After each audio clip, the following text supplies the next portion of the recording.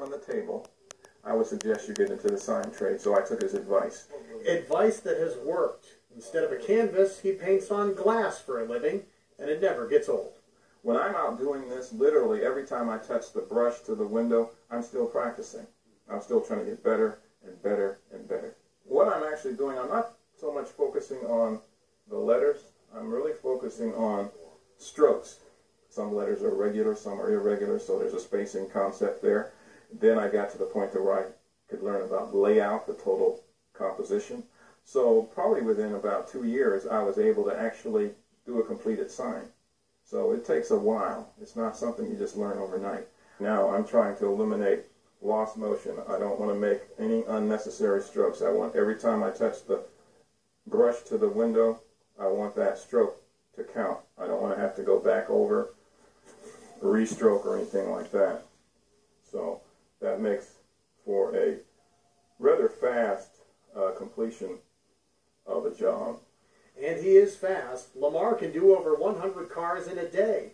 He takes his homemade palette to the different dealerships and charges by the car. It pays the bills. He put his daughter through college. It's fun and it's therapeutic. And that's what happens.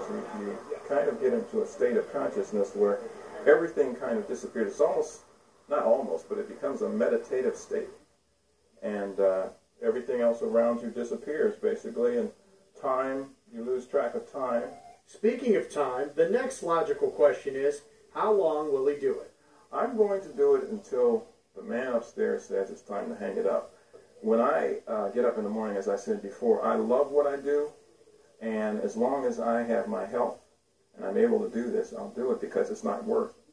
I was once told when I was a young kid that if you find something you love to do for work, well, it's no longer work. It becomes a labor of love. And I've had a labor of love for at least 20-some years. Wasn't that nice? Favorite story of the year so far? That was fun. Really, really fun.